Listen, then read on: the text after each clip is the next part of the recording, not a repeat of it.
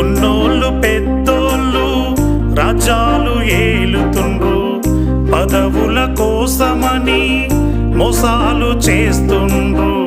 కొడుగుడ్డ నీకంటూ కాటి కంపుతున్నారు, చట్టాలు సభలతో ఆటలాడుతున్నారు.